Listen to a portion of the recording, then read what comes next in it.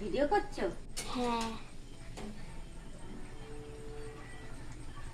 Chop বানাচ্ছি, chop.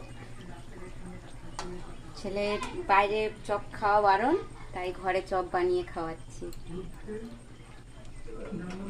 এই বেসনের গোলা অল্প আছে, এই কুলেখাড়া শাকের চপ হবে,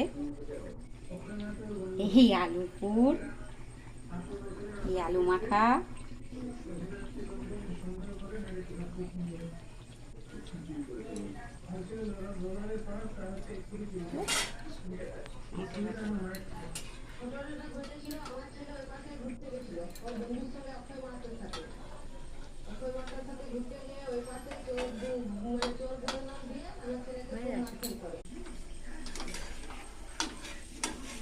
কতগুলো চপ হয়েছে দেখুন।